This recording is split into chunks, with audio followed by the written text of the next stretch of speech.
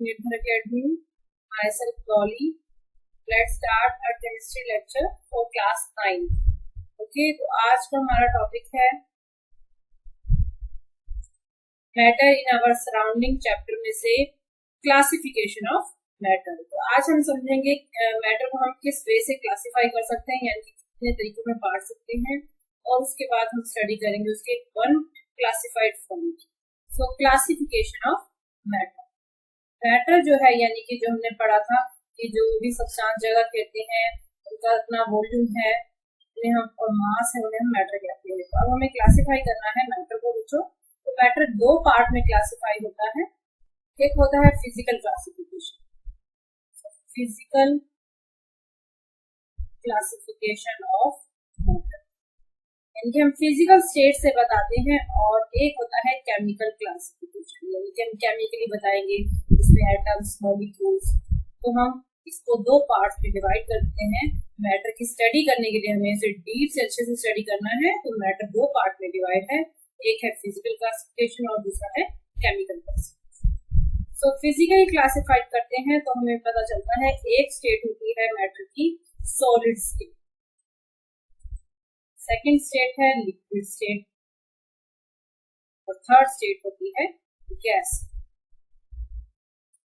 So physical classification means solid, liquid and gas. Solid भी कह सकते हैं आइस यानी कि बर्फ, और लिक्विड स्टेट में हम कह सकते हैं वाटर, और गैस स्टेट में हम ले सकते हैं स्टीम। तो ये तीनों ही एक दूसरे के इंटर कन्वर्टिबल स्टेट्स होती हैं। देखिए, आइस से हम वाटर बना सकते हैं, वाटर से हम स्टीम बना सकते हैं। तो फिजिकल स्टेट चेंज हुई है इनकी। ये सॉलिड है आइस, वाटर जो होता है लिक्विड स्टेट होता है, और स्टीम जो होती है वो गैस फॉर्म। तो हम हीट करके हम आइस से वाटर बना सकते हैं, और वाटर से हम हीट करके स्टीम बना सकते हैं। तीन स्टेट्स हैं जो इंटर कन्वर्टिबल भी हैं। तो फिजिकल क्लासिफिकेशन को चलिए हम डिटेल से पढ़ते हैं। इनकी प्रॉपर्टीज, क्या ऐसी खास कैरेक्टरिस्टिक्स होती है सॉलिड की, और क्या लिक्विड की और गैस। तो सॉलिड की चलिए प्रॉपर्टी करते हैं बच्चों। सॉलिड की क्या स्टेट होती है, क्या उसकी प्रॉपर्टी है। नंबर 1, सॉलिड जो है डेफिनेट शेप। ठीक है, क्या होती है सॉलिड की? Definite shape and definite volume.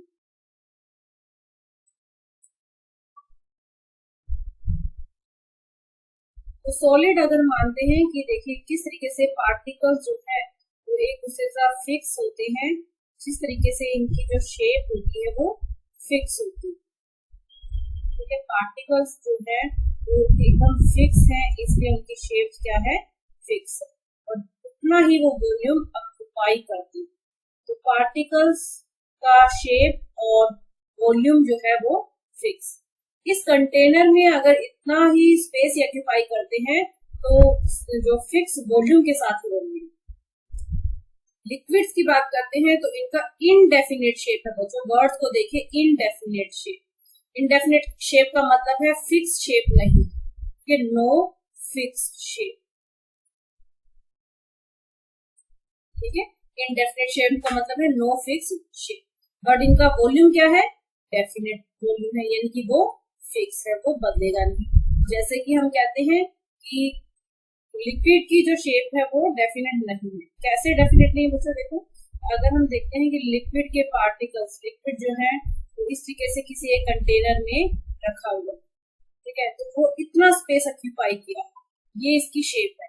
लेकिन अगर हम इसी कंटेनर को थोड़ा सा टिल्ट कर दें तो क्या देखेंगे हम? पार्टिकल्स जो है, देखिए लिक्विड क्या होता है, अगर हम लिक्विड को थोड़ा सा कंटेनर को थोड़ा सा झुका देंगे तो पार्टिकल जो है वो किस तरीके से हो जाएंगे? इस तरीके से इसकी पोजीशन हो जाएगी, है ना।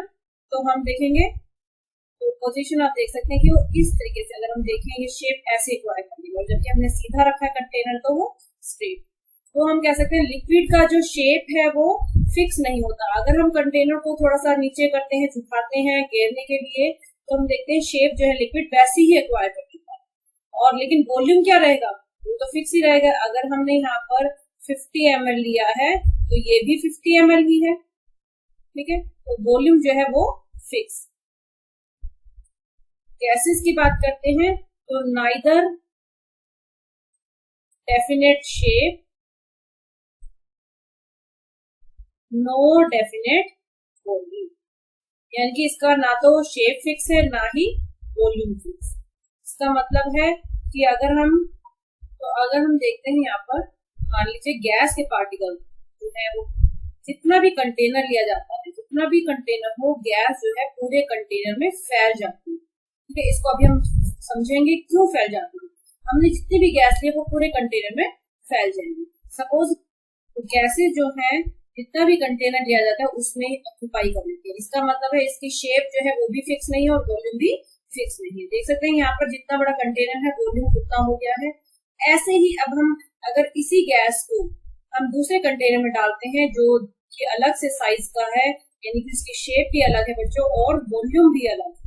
ठीक है, तो हम देख सकते हैं कि यहाँ पर गैस पार्टिकल्स का वॉल्यूम भी अलग है और शेप जो है वो भी अलग है। तो ना तो डेफिनेट शेप होती है और ना ही डेफिनेट वॉल्यूम होता है। अब हम सेकंड प्रॉपर्टी करते हैं, less intermolecular space. Less intermolecular space between particles. तो इंटरमोलिकुलर स्पेस क्या मतलब है? जैसा हम यहाँ देख सकते हैं सॉलिड में, हमने सॉलिड में क्या देखा है कि पार्टिकल्स जो है एक दूसरे के साथ एकदम जुड़े हुए हैं। उनके बीच में जो स्पेस है वो बहुत ही कम है। इतना कम है कि सिर्फ ये पार्टिकल जो है सिर्फ अपनी ही पोजीशन पर रहते हैं और सिर्फ अपनी पोजीशन पर वो वाइब्रेट करते हैं। ठीक है, कहीं भी उनकी मूवमेंट जो है वो फ्री नहीं है, वो सिर्फ अपनी जगह पर वाइब्रेट करते हैं। अब लिक्विड्स की बात करते हैं। यहाँ पर देखिए लिक्विड जो है इनका जो इंटरमोलिकुलर स्पेस है काफी लेस होता है। Less intermolecular space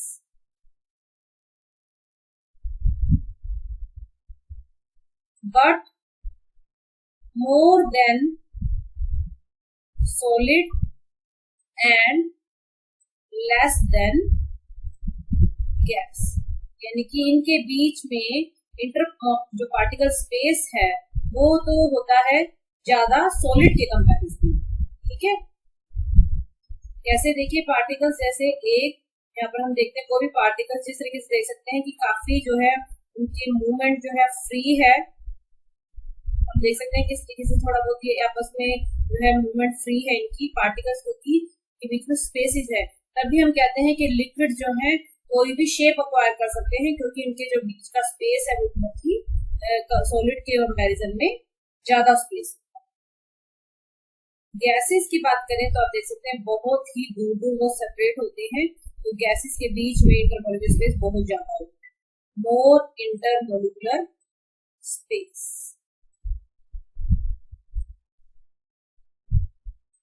in gas particles.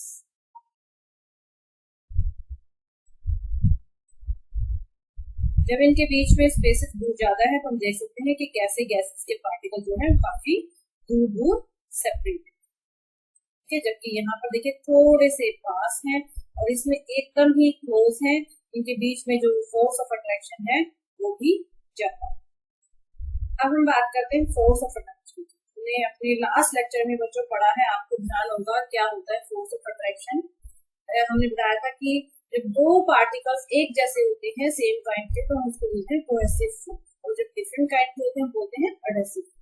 तो इन पार्टिकल्स के बीच में इसी टाइप के फोर्सेस होते हैं। अब हमें देखना है कि पार्टिकल्स अगर बहुत ज्यादा क्लोज हैं तो उनके बीच में बहुत ज्यादा स्ट्रॉन्ग फोर्स ऑफ अट्रैक्शन।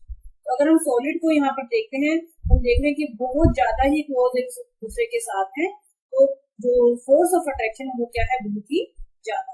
तो high force of attraction between particles, यानी कि जिनमें स्पेस बहुत कम होता है उनका फोर्स ऑफ अट्रैक्शन बहुत ही ज्यादा होता है। और अगर हम लिक्विड की बात करते हैं तो पार्टिकल थोड़े से दूर दूर है आपस में एक दूसरे से, तो इनका जो फोर्स ऑफ अट्रैक्शन है वो सॉलिड के कंपैरिजन में क्या है, कम है। तो इसको हम कह सकते हैं कि less force of attraction between particles as compared to solid. Solid से अब हम कंपेयर करते हैं तो पार्टिकल्स के बीच में फोर्स ऑफ अट्रैक्शन कम है। इसका रीजन क्या है?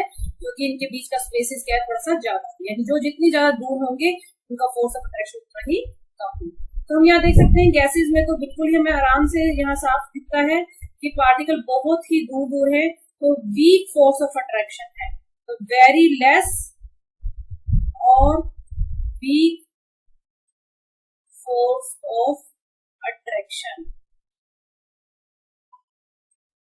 between particles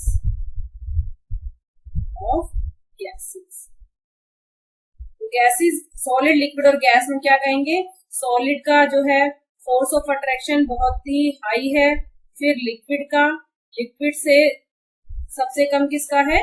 गैस का। तो ये है फोर्स ऑफ अट्रैक्शन। तो हम यहाँ पर देख सकते हैं, तो ये है inter particle force of attraction, inter particle force of attraction.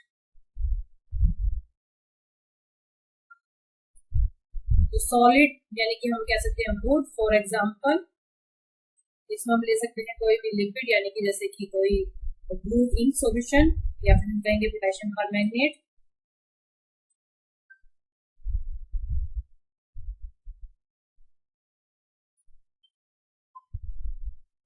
और उसके बाद हम कहेंगे लिक्विड गैस फॉर्म में ये जो हमें स्मोक दिख रही है, तो सॉलिड, लिक्विड, गैस, क्योंकि पार्टिकल्स जो हैं उनके बीच में स्पेसेस हैं, इसलिए वो हमें फोर्स ऑफ अट्रैक्शन में बहुत ही कम, और इसमें फोर्स ऑफ अट्रैक्शन लिक्विड का जो फोर्स ऑफ अट्रैक्शन है वो सॉलिड के कंपैरिजन में क्या है, थोड़ा सा कम होता है, लेकिन सबसे ज्यादा जो फोर्स ऑफ अट्रैक्शन है वो किसमें है? सॉलिड। नेक्स्ट प्रॉपर्टी है, सॉलिड को हम कंप्रेस नहीं कर सकते, ठीक है, solid can not be compress, solids can not be compress. क्या रीजन है हम कंप्रेस नहीं कर सकते हैं? कंप्रेस का मतलब है दबाव देके उनको दबा देना, लेकिन अगर पार्टिकल्स के बीच में जगह ही नहीं है, स्पेसिस ही नहीं है, तो हम कैसे उनको कंप्रेस कर सकते हैं? तो नहीं कंप्रेस करते।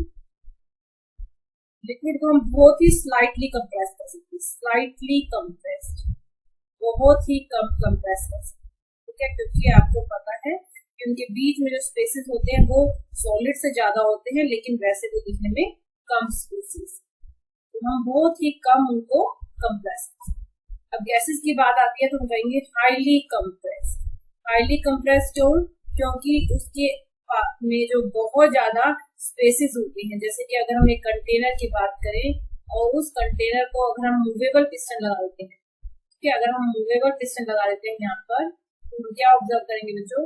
तो पार्टिकल जो है इधर उधर फैले हुए हैं, ठीक है, जब ये पार्टिकल इधर उधर फैले हुए हैं तो अगर हम उस पे पिस्टन से दबाव देते हैं और ये पिस्टन कंप्रेस होकर नीचे आ जाता है, तो ये पार्टिकल उतनी ही जगह ऑक्यूपाई कर लेंगे जितना कि उनके पास वॉल्यूम है, उनका स्पेस है। तो अगर ये पिस्टन मूव करके यहाँ पर ले आए हैं तो ये पार्टिकल जो है सारे कहाँ आ जाएंगे? इतने सारे ही पार्टिकल कितनी जगह को ऑक्यूपाई कर लेंगे। तो हम कह सकते हैं हाईली कंप्रेस है, क्योंकि इसके बीच में जो फोर्स ऑफ अट्रैक्शन होता है वो बहुत ही वीक होता है। तो जब हम उनको कंप्रेस करते हैं पार्टिकल पास आ जाते हैं और उनके बीच में फोर्स ऑफ अट्रैक्शन भी बढ़ने लग जाती है, क्योंकि वो जितनी पास आ जाएंगे तो हो सकता है ये एक हम कह सकते हैं कि हम प्रेशर लगा रहे हैं, जब हम प्रेशर अप्लाई करते हैं तो गैसेस को हम कन्वर्ट कर सकते हैं दूसरे स्टेट, गैसेस को हम लिक्विड में ला सकते हैं, लिक्विड के बाद हम सॉलिड में ला सकते हैं, तो कंप्रेस करते हैं। अब नेक्स्ट प्रॉपर्टी है solid can not flow, solids can not flow. Flow का क्या मतलब होता है? फ्लो को हम लिखते हैं फ्लूइडिटी, तो इनकी जो प्रॉपर्टी है फ्लूइडिटी की वो नहीं होती।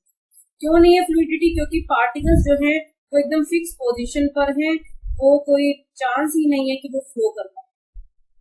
तो अगर हम सपोज करिए हमने कोई भी सॉलिड चीज, कोई ट्यूब हमने इसके कंटेनर में रखा है, तो वो ऐसी है।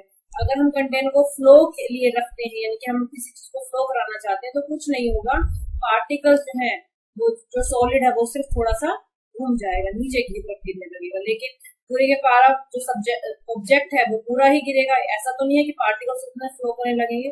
क्यों?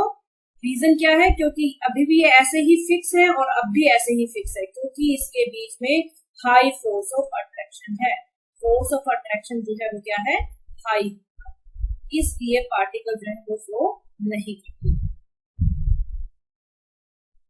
अब liquids can flow from higher level to lower level. जैसे कि अगर हम कहें कि पानी जो है ऊपर से हमने एक फ्लोर से नीचे की तरफ गिरना, यानी कि जो झरना है उसमें से जो पानी गिरता है वो कैसे गिरता है, ऊपर से नीचे की तरफ। तो लिक्विड्स के जो पार्टिकल्स हैं वो फ्लो करते हैं। अगर हम देखते हैं ऐसे कंटेनर में, अगर हम उसको थोड़ा सा टिल्ट कर देते हैं यानी झुका देते हैं तो हम देखेंगे पानी का लेवल जो है ऐसे हो जाएगा, है ना। तो इसका मतलब पानी जो है यहाँ से फ्लो करने लगेगा। तो हम क्या देख रहे हैं, अगर हम उसको टिल्ट करते हैं तो वो हायर लेवल से नीचे लोअर लेवल की तरफ होगी। तो yes, liquids flow from higher level to lower level. और gases can flow in any direction, gases can flow in any direction. क्यों? क्योंकि उनके बीच में फोर्स ऑफ अट्रैक्शन बहुत ही कम है, तो वो कहीं भी मूव कर सकते हैं। जैसे कि अभी हमने देखा इंसेंस स्टिक का, अगरबत्ती का, उसका जो धुआं है वो कहीं भी फैल सकता है, स्टीम है जो वो कहीं भी फैल सकती है। तो हम ये कहेंगे gases can flow in any direction. तो इस तरीके से हम देखेंगे ये जो स्मोक है कहीं भी किसी भी डायरेक्शन में फ्लो कर सकती है, क्योंकि उनके बीच के जो फोर्स ऑफ अट्रैक्शन बहुत ही वीक है। नेक्स्ट प्रॉपर्टी है काइनेटिक एनर्जी। काइनेटिक एनर्जी जो होती है वो क्या होती है, मोशन। काइनेटिक एनर्जी का मतलब है energy due to motion. Kinetic energy, energy possessed by particles due to motion. Energy possessed by particles due to motion. तो अब हम देख रहे हैं कि जो हमने सॉलिड देखा है, जब उनके बीच में रिजिडनेस है, पार्टिकल मूव नहीं कर सकते हैं, तो निग्लिजिबल काइनेटिक एनर्जी, इसकी जो काइनेटिक एनर्जी है वो ना के बराबर होगी, बहुत है ही नहीं हम मानेंगे, निग्लिजिबल काइनेटिक एनर्जी। लिक्विड की काइनेटिक एनर्जी जो है इसके कंपैरिजन में थोड़ी सी ज्यादा होगी, वेरी लेस काइनेटिक एनर्जी, ठीक है। लेकिन जब हम गैसेस की बात करते हैं तो आ जाएगा वेरी हाई काइनेटिक एनर्जी। क्यों काइनेटिक एनर्जी इसकी हाई होगी? क्योंकि जो पार्टिकल्स हैं वो फ्री हैं, वो मोशन करने लग जाते हैं और इधर उधर भाग। इवन अगर हम, बच्चों ये बहुत इंपॉर्टेंट पॉइंट है, अगर हम टेम्परेचर इंक्रीज कर देते हैं, ये मैंने आपको पहले भी बताया है, अपनी लास्ट वीडियो में भी आप ध्यान से सुनिएगा, काइनेटिक एनर्जी का मैंने रूल बताया था। अगर हम टेम्परेचर इंक्रीज कर देते हैं तो क्या होता है, पार्टिकल्स की मोशन बढ़ जाती है। तो पार्टिकल मोशन, पार्टिकल्स मूवमेंट जो है वो इंक्रीज हो जाती है। तो अगर मूवमेंट इंक्रीज हो जाएगी तो क्या हो गया, उसकी काइनेटिक एनर्जी इंक्रीज।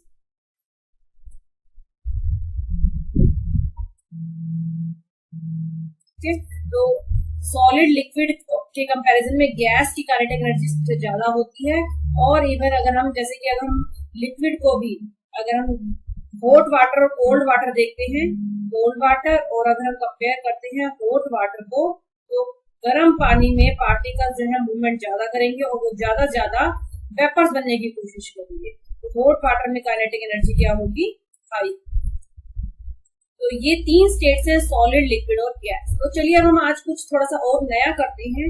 हमने कुछ और भी पढ़ा है कि आज हम लेटेस्ट डिस्कवरी कर चुके हैं, सॉलिड, लिक्विड और गैस के साथ साथ दो और नई स्टेट्स हैं, आज हम उसकी भी स्टडी। तो चलिए, जैसा कि मैंने अभी बताया, फिजिकल क्लासिफिकेशन में आज हमने स्टडी करा है सॉलिड, लिक्विड और गैस। अब हम एक और स्टेट करेंगे जो न्यूली डिस्कवर है, प्लाज्मा स्टेट, एंड से हम बोलते हैं फोर्थ स्टेट ऑफ मैटर। और नेक्स्ट है Bose Einstein condensate. Fifth state है Bose Einstein condensate. Plasma state को फोर्थ स्टेट ऑफ मैटर बोलते हैं, fourth state of matter. Specially ऐसे एमसीक्यू में या आपके कॉम्पिटिटिव में आ जाता है, fourth state of matter is plasma and fifth state of matter is Bose Einstein condensate, जिसको शॉर्ट में लिखते हैं BEC। तो चलिए आज हम इसको भी स्टडी करते हैं, प्लाज्मा बोस-आइंस्टाइन कंडेंसेट स्टेट। चलिए, क्या एक नई स्टेट फाइंड की गई बच्चों, प्लाज्मा स्टेट। प्लाज्मा स्टेट जो है वो होती है, फर्स्ट ऑफ ऑल बहुत इंपॉर्टेंट पॉइंट इसके पढ़ने हैं आपने, आयोनाइज्ड गैस, यानी गैस से ही बनी है, लेकिन गैस कैसी फॉर्म में है, आयन फॉर्म में। इस गैस को ऑब्जर्व किया जाता है very high temperature, observe at very high temperature. इतना हाई टेम्परेचर है कि हम कह सकते हैं अप्रोक्सीमेट 10⁻⁷ डिग्री सेल्सियस। गैस में इतनी ज्यादा एनर्जी सप्लाई की जाती है, देखो बच्चों, सफिशिएंट एनर्जी सप्लाई और प्रोवाइडेड टू गैस। सुनिए ध्यान से, बहुत ज्यादा एनर्जी सप्लाई की जाती है टेम्परेचर के द्वारा। देखिए हाई टेम्परेचर तो बहुत ज्यादा एनर्जी सप्लाई की जाएगी गैस स्टेट को, तो क्या होगा, जो गैस स्टेट है जब हम उसको हाई एनर्जी देंगे, हाई टेम्परेचर देंगे, तो वो क्या हो जाएगा, वो स्प्लिट हो जाएगी, उसके एटम्स और मॉलिक्यूल्स, एटम्स और मॉलिक्यूल्स होते हैं गैसेस में, तो एटम्स और मॉलिक्यूल जो है वो स्प्लिट हो जाएंगे आयंस फॉर्म में और इलेक्ट्रॉन्स के साथ। ठीक है, आयन फॉर्म बन जाएगी और उसकी इलेक्ट्रॉन्स आ जाएंगे। तो अब ये गैस जो है सिर्फ गैस नहीं है, वो है आयोनाइज्ड गैस। इसके अंदर गैस कैसी फॉर्म में है, आयोनाइज्ड गैस। और हम कह सकते हैं आयोनाइज्ड गैस मतलब इसमें ions and electrons coexist. Very important point, plasma state का मतलब है ऐसी स्टेट जिसमें गैस आयोनाइज्ड गैस होती है, या फिर हम कहते हैं आयंस और इलेक्ट्रॉन्स कोएग्जिस्ट होते हैं। क्यों? क्योंकि टेम्परेचर बहुत ही हाई प्रोवाइड होता है। तो चलिए, अब बहुत इंपॉर्टेंट है हमें समझना कि कौन सी स्टेट ऐसी, कौन सा ऐसा एग्जांपल है जो प्लाज्मा में है, क्योंकि अब तक तो हम जनरल में पढ़ते हैं सॉलिड लिक्विड गैस के बारे में, लेकिन प्लाज्मा कौन सा ऐसा एग्जांपल हो सकता है जो प्लाज्मा स्टेट भी एग्जिस्ट करता है।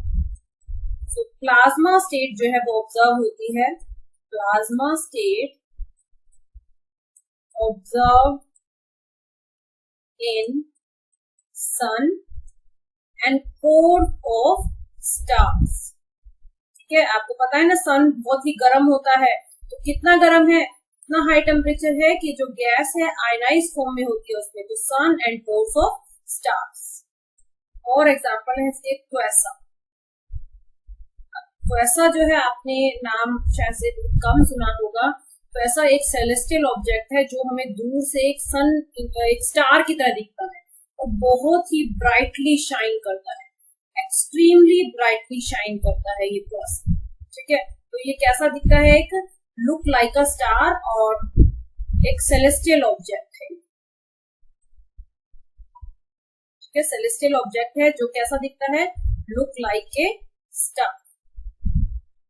एक्सट्रीमली हाई एनर्जी है इसमें, एक्सट्रीमली हाई एनर्जी, इसलिए कैसा है, एक्सट्रीमली हाई एनर्जी है, तो ये कैसे स्टेट में है, प्लाज्मा। और है इसका example x rays emitting pulsars, and एक और एग्जांपल हम लिख सकते हैं इसका सुपरनोवा। और अगर हम अर्थ पर देखना चाहते हैं कि प्लाज्मा अर्थ पर कैसे दिखते हैं, जो हमने सोचा हो कि हमारे आसपास हम अज्यूम कर सके, तो ऑन अर्थ जो है प्लाज्मा कैसी स्टेट है, कौन सी है, फ्लेम में है। ठीक है, आपको पता है फ्लेम जो थंडर लाइटनिंग होती है उसमें होती है, एंड ऑरोरास। क्या होते हैं ऑरोरास? ऑरोरास होते हैं एक नेचुरल फिनोमिना है बच्चों, ये एक नेचुरल फिनोमिना है जो हमें डिफरेंट लाइट्स का दिखता है स्काई में। Natural phenomena of showing different lights, different light in sky. जैसे कि रेड ग्रीन और ब्लू कलर जो है स्काई में दिखता है, तो वो किसकी वजह से, ऑरोरा। तो वो बहुत हाई टेम्परेचर पर। तो ये सारी स्टेट जो हमें अर्थ पर भी दिख सकती हैं, फ्लेम की भी। तो देख सकते हैं ये है फ्लेम और ये है ऑरोरा। क्या होता है ऑरोरा, एक बार मैं फिर से बता देती हूँ आपको। ये स्पेशली जो है आपको मिलेगा, आपको देखने को मिलेगा northern and southern magnetic pole के पास। Northern and southern magnetic pole. अब इसमें क्या होता है बच्चों, ये जो है इसमें डिस्चार्ज होता है, जो स्कैटरिंग होती है लाइट की हाई टेम्परेचर से। सो इसमें क्या होता है, इंटरेक्शन होता है चार्ज पार्टिकल का सन से। सो जो चार्ज पार्टिकल है सन के अंदर with atoms in upper atmosphere, जो अपर एटमोस्फेयर में चार्ज पार्टिकल इंटरेक्शन होता है तो वो डिफरेंट कलर से विजिबल होता है और वो बहुत हाई टेम्परेचर के साथ। स्पेशली कहाँ दिखने को मिलता है, नॉर्दर्न और साउदर्न मैग्नेटिक पोल के पास। तो ये दोनों ही ऐसी स्टेट्स हैं, ऐसा फॉर्म है जो हमें अर्थ पर शो विजिबल होती है, जिसमें हम कौन सी स्टेट फाइंड करते हैं, प्लाज्मा स्टेट। तो आई होप आपको प्लाज्मा स्टेट समझ आ गया। एक बार इसको दोबारा से देखने के लिए बैक करके आप इसे समझ सकते हैं। तो चलिए अब हम फिफ्थ स्टेट देखते हैं, बोस-आइंस्टाइन कंडेंसेट। सो नेक्स्ट है बोस-आइंस्टाइन कंडेंसेट, बीईसी। कंडेंसेट से आप खुद समझ आ रहा है कि ये जो है पार्टिकल कंडेंस हो जाएंगे, जुड़ जाएंगे। तो ये जो स्टेट है ये बहुत ही लो टेम्परेचर पर होगी। ठीक है, हमने प्लाज्मा स्टेट देखी वेरी हाई टेम्परेचर पर। बोस-आइंस्टाइन स्टेट ऐसी है जो फ्रीजिंग से भी नीचे का टेम्परेचर है, फ्रीजिंग से भी लोअर टेम्परेचर। ठीक है, और हमने प्लाज्मा में क्या देखा था, वो गैस से भी हाई टेम्परेचर। यानी कि हम दो ऐसी स्टेट्स की बात कर रहे हैं जो सॉलिड से भी नीचे चली जाएगी, आइस से भी नीचे चली जाएगी, और एक स्टेट हमने बात करी जो गैस से भी ऊपर हाई टेम्परेचर पे जाए। तो बोस-आइंस्टाइन कंडेंसेट में बहुत ही लो टेम्परेचर पर होता है। तो at observe at very low temperature क्या होता है इस स्टेट में, तो इसमें होता है कोलैप्स हो जाता है एटम्स का, एटम जुड़ जाते हैं। Collapse of atom into a single quantum state, single quantum state. वो स्टेट होती है बीईसी, बोस-आइंस्टाइन कंडेंसेट। और ये कौन सी स्टेट है, फिफ्थ स्टेट ऑफ मैटर।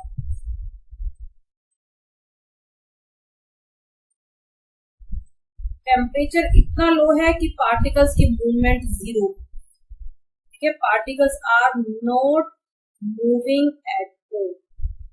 ठीक है, इतना ज्यादा है, एटम जो है वो मूवमेंट ही नहीं कर पाएंगे, फ्रीज से भी ज्यादा। तो इतना ही लो ये टेम्परेचर है। तो गैसियस सुपर फ्लूइड स्टेट है, एक फेज ऐसा है जो सुपर फ्लूइड फेज में है, फॉर्म बाय एटम्स। और कितना कूल किया गया है, कूल्ड टू एटम्स, कूल इतना कूल किया गया है, cool to temperatures very near to absolute. क्या होता है एब्सोल्यूट जीरो, एब्सोल्यूट जीरो का मतलब है -273 डिग्री सेल्सियस। 0 केल्विन का मतलब है -273 डिग्री सेल्सियस। तो देखिए कितना लो टेम्परेचर है जिस पर पार्टिकल्स जो एटम्स है मूव ही नहीं करेंगे। वो सुपर फ्लूइड फेस है जिसमें टेम्परेचर से बहुत ज्यादा कूल किया गया। चलिए अभी स्टेट की थोड़ी सी हिस्ट्री जानते हैं, कैसे स्टेट को फाइंड किया गया। इस स्टेट को आपको पता है फर्स्ट जो है प्रोड्यूस किया गया था, produce by Eric Cornell and Carl Wieman, scientist Carl Wieman, in 1995। ज्यादा टाइम नहीं हुआ है, बहुत ही कम समय हुआ है इसको। 1995 में किया गया था। और किससे एक्सपेरिमेंट किया गया था, इससे लिया गया था यूजिंग ए gas off rubidium atoms. Rubidium atoms की गैस ली गई थी और उसको कूल किया गया था। ठीक है, उसको कूल कितना किया गया, एट 170 नैनो केल्विन। कितना कम, 170 नैनो केल्विन। इतना लोएस्ट टेम्परेचर रखा गया रुबिडियम एटम्स के लिए, गैस के लिए। तो वो किस स्टेट में आ गई, गैसियस सुपर फ्लूइड फेज में। ठीक है, तो जैसा अभी मैंने बताया कि एटम जो है कोलैप्स हो जाएंगे, तो गैस के एटम जो है वो कोलैप्स हो गए। कोलैप्स होने के बाद क्या होगा, वो उनका वो एक सिंगल क्वांटम स्टेट में आ जाएंगे। सिंगल क्वांटम स्टेट में आए, इनकी सिंगल फॉर्म में। और वो सिंगल क्वांटम स्टेट कैसी है, सुपर फ्लूइड स्टेट। ठीक है, शॉर्ट में आपको अच्छे समझ आ जाएगा। जब एटम्स बहुत ही लो टेम्परेचर पर कोलैप्स होते हैं तो वो एकदम एक सिंगल बन जाते हैं, क्योंकि उनकी मूवमेंट बिल्कुल भी नहीं होती है। और वो जब सिंगल क्वांटम स्टेट में आते हैं तो थी तो वो गैसियस फॉर्म, तो वो गैसियस से किस फॉर्म में आ गए, एक वो प्रोड्यूस कर रहे हैं सुपर फ्लूइड स्केप, तो ये है सुपर फ्लूइड स्केप। थोड़ा सा इसके नाम पर भी ध्यान देते हैं, बोस आइंस्टाइन। बोस नाम कहाँ से आया आपको पता है, अभी मैंने बताया 1995 में किया गया था, लेकिन 1920 में भी इसकी शुरुआत हो चुकी थी, इसकी स्टडी करना शुरू हो गए थे। और वो किसने करी थी स्टडी, वो हमारे इंडियन साइंटिस्ट थे सत्येंद्र नाथ बोस। सत्येंद्र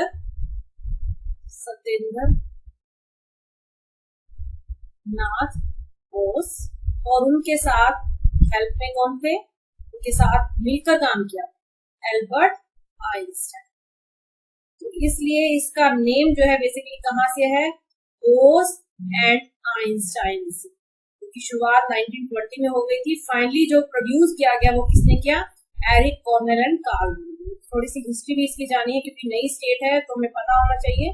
तो ये जो नाम है बोस और आइंस्टाइन से, ठीक है। तो आई होप आपको दोनों स्टेट जो डिफरेंट है प्लाज्मा और बोस आइंस्टाइन कर्नल स्टेट की समझ आ गई होगी। तो अब हम 5 स्टेट्स आज पढ़ चुके हैं, physical classification, solid, liquid, gas, plasma and boss Einstein colonel's. अब इसके लिए हम केमिकल क्लासिफिकेशन पढ़ने के लिए of course you will be getting tuned with निर्भर एकेडमी। Thank you.